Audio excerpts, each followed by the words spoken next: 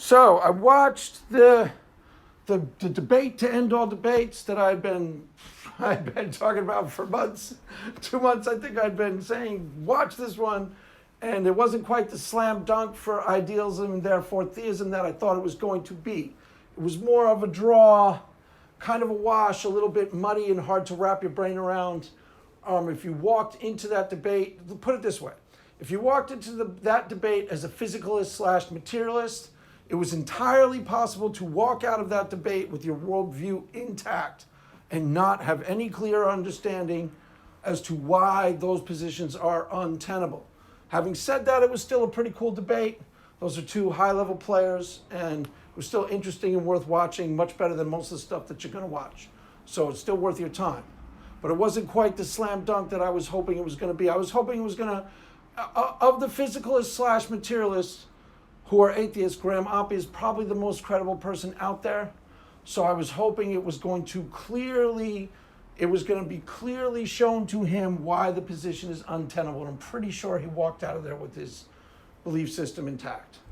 And if you were watching it, I'm almost positive you left with your belief system intact. Now, the first part of the debate, first 20 minutes, a lot of people seem to notice, why is Bernardo so testy? Bernardo seemed quite angry with him. What's going on here? Yeah, it seemed a little out of character for Bernardo, I'll give you that. You can watch like 10, 15 or 20 of his interactions. I've never seen him be that impatient. My only explanation, I don't really know, maybe he got up on the wrong side of bed, but my guess is that's when Graham Oppy was trying to present something known as identity theory, which is really kind of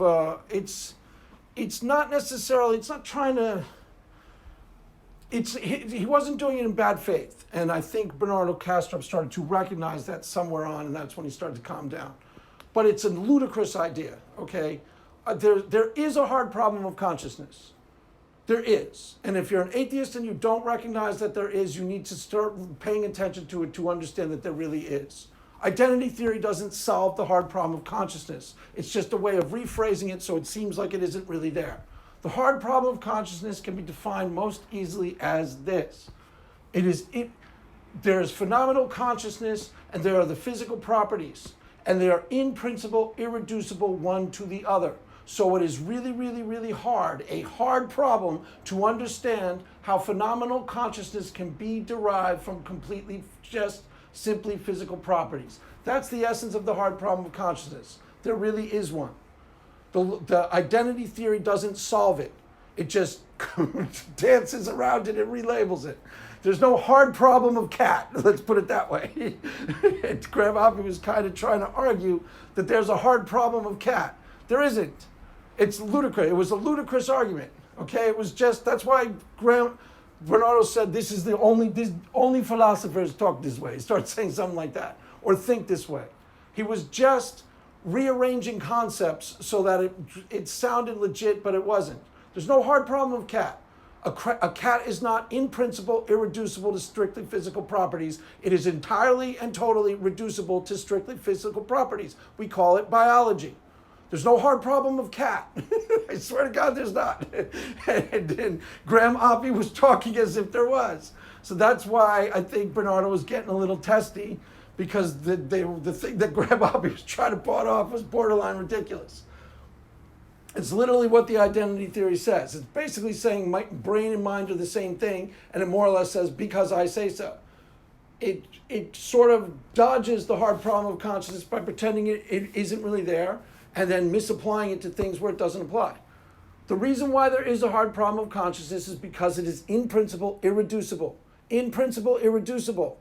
To derive phenomenal consciousness from strictly physical properties is really, really challenging. To derive the idea of a cat from strictly physical properties is not challenging at all. It's called biology. It's not challenging at all. If you're pretending like it's challenging by how you're talking, you're just being really unclear about words. That's why he was getting testy. I think, unless he just got off on the wrong side of bed. So that was the beginning. Then Bernardo started to calm down and recognize that he was talking to a gentleman. Graham Oppy's, he's a good person and he's an honest actor. So there was no reason to be aggressive with them at all. And I think Bernardo Kastrup got that. Then the second part it started to get a little bit muddy, and Kastrup recognized that he was talking too much. He wasn't really giving. It turned into. There were 2 parts to it, 3 parts. The first part was the debate over the identity theory and the hard problem of cat, which was really, really not productive. The second part was Bernardo Kastrup. This was a little disappointing of Graham Oppy. He didn't even bother to watch a single video of Kastrup's, I guess, before he entered.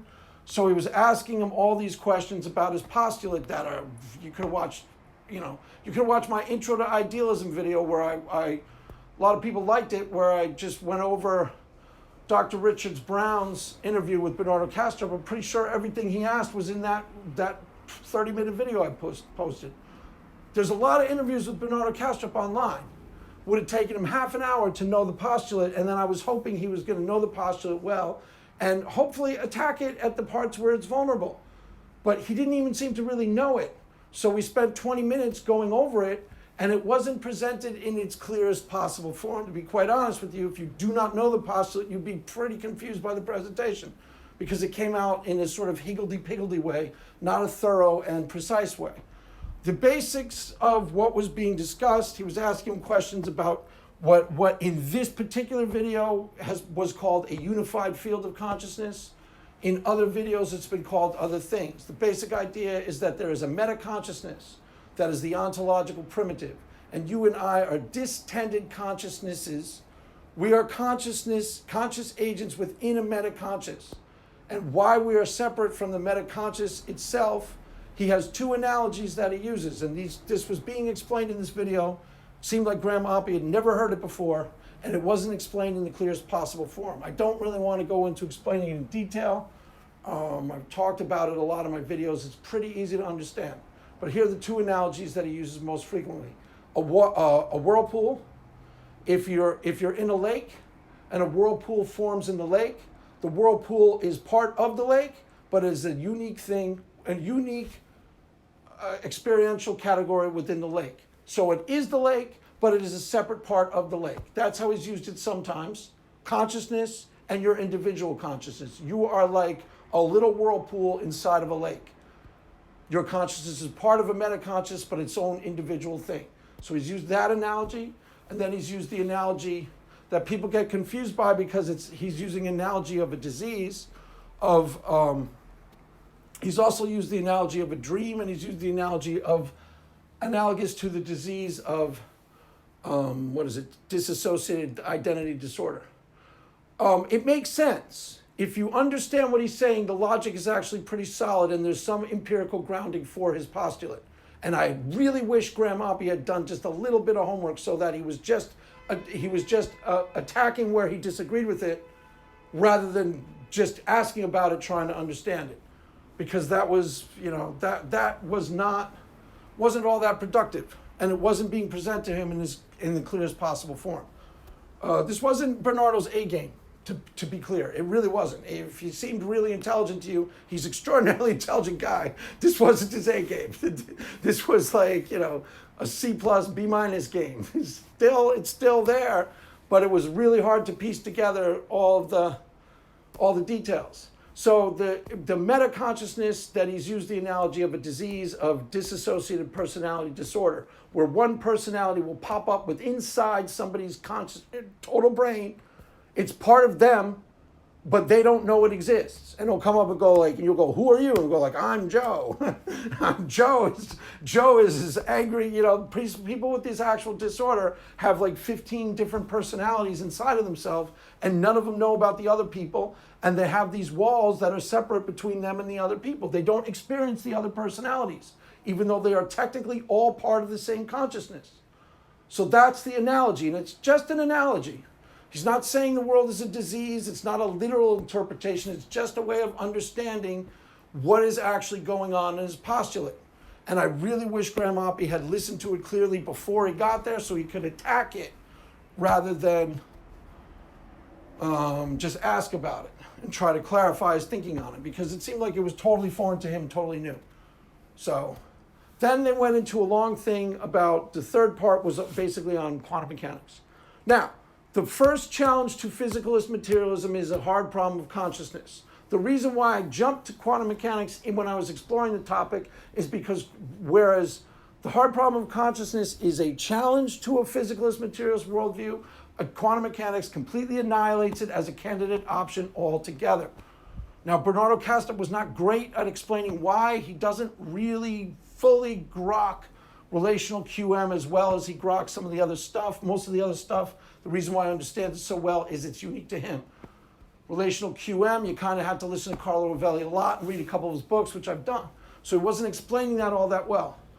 The thing that Graham Oppy said to him, which is very telling, is I won't sign on to relational QM. And he asked, why not? And Graham Oppy said, because I'm troubled by its implications. Well, the implications are in the physics themselves, period. It's what I've been saying the whole time. The implications are from the physics themselves. If you haven't been paying attention to my videos, I will announce it again. Quantum mechanics annihilates materialism, physicalism as a candidate option. Quantum mechanics teaches us, conclusively, mind you, no ifs, ands, or buts, that subject and object are coupled. The observer and the observed are entangled. It isn't quite how Bernardo Kastrup was presenting it, okay? We aren't manifesting the collapse of the wave function.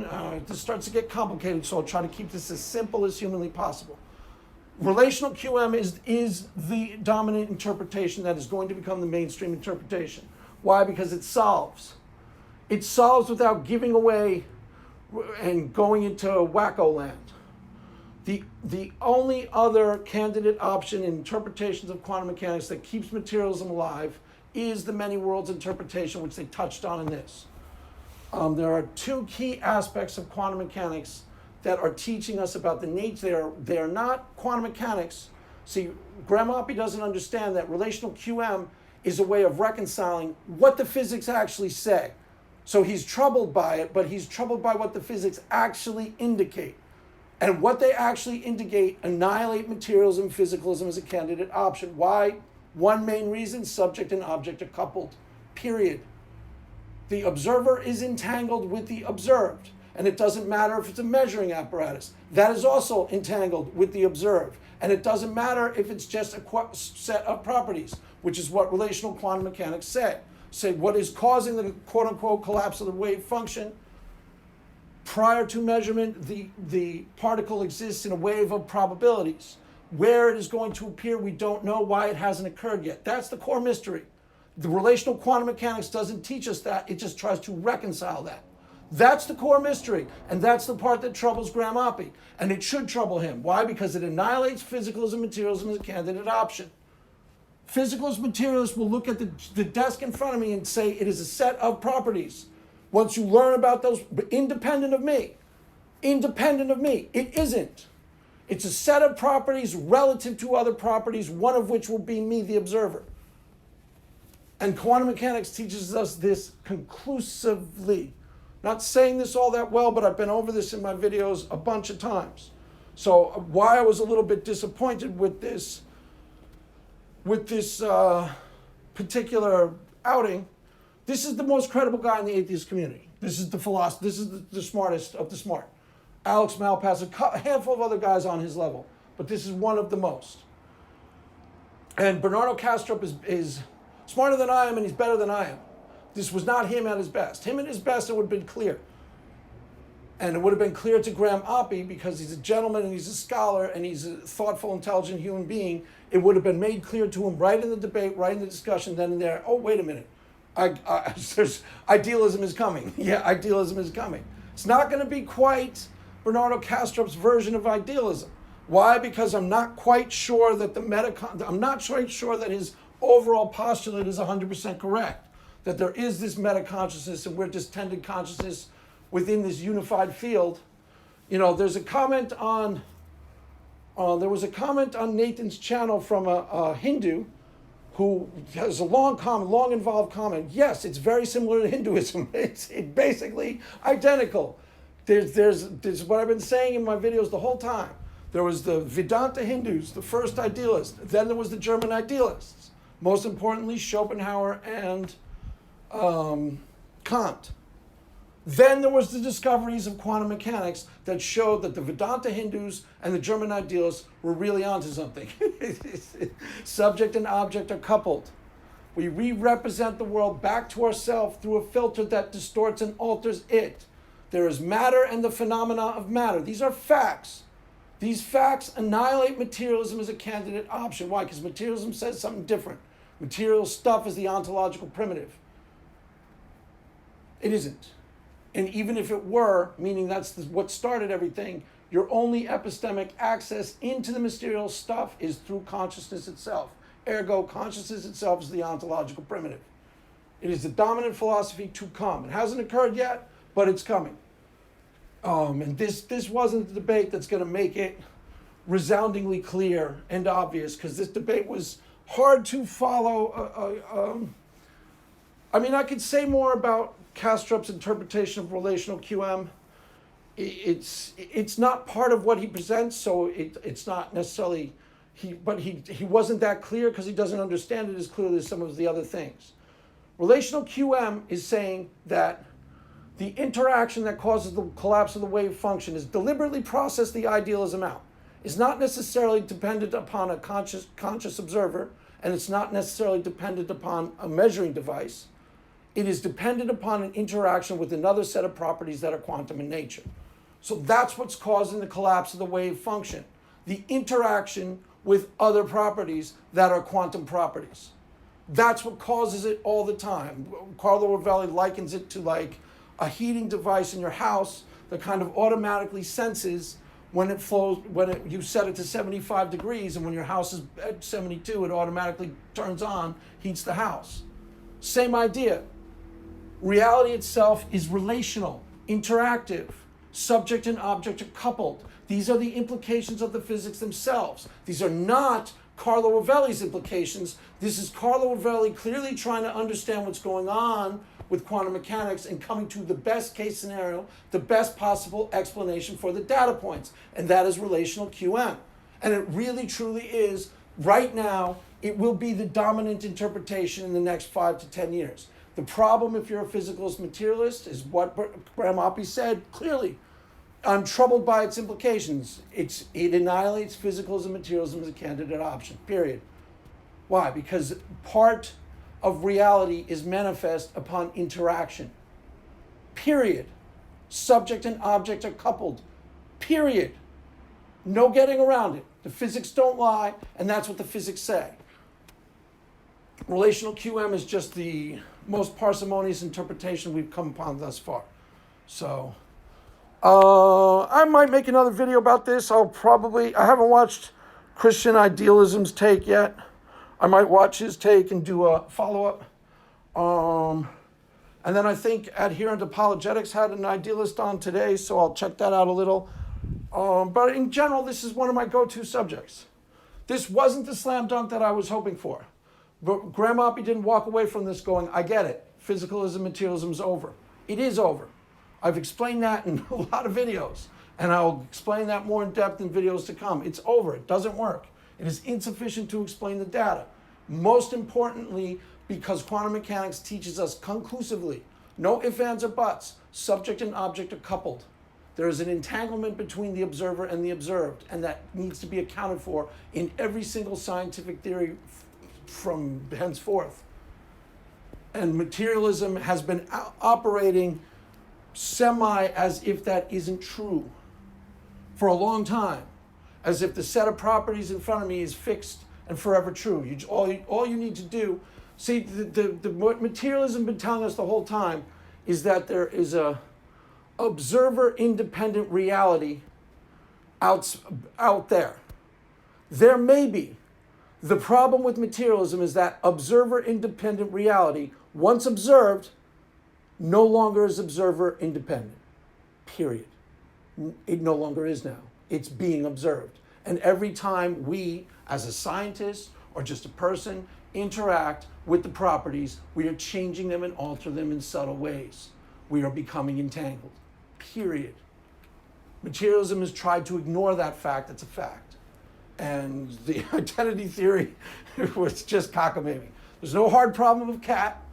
Cats are not irreducible to strictly physical properties. They are completely reducible. The reason why we call it a hard problem of consciousness is because it is in fact a hard problem of consciousness.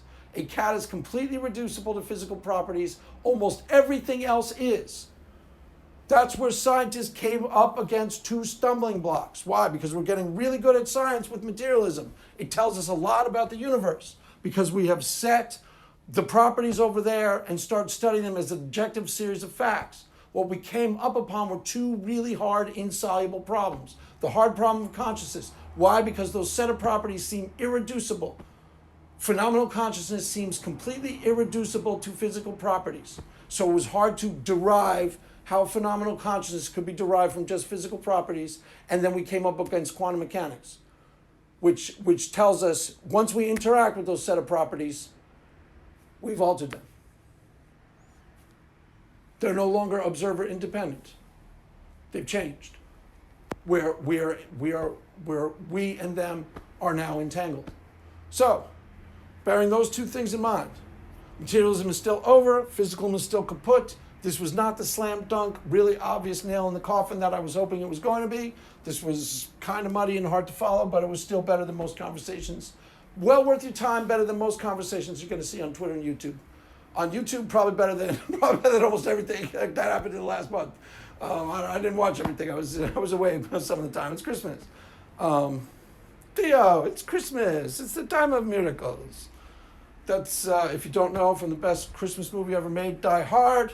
Theo, it's Christmas. It's the time of miracles. So, with that, Merry Christmas, and the Mass is ended. Go in peace. Still a cool thing to watch. You know, it's worth your time to check out. Just wasn't quite I'm not saying hallelujah, it's over. Idealism for the win. Quite just yet. I will be. Give me a year and I will be. But I'm not saying it just yet.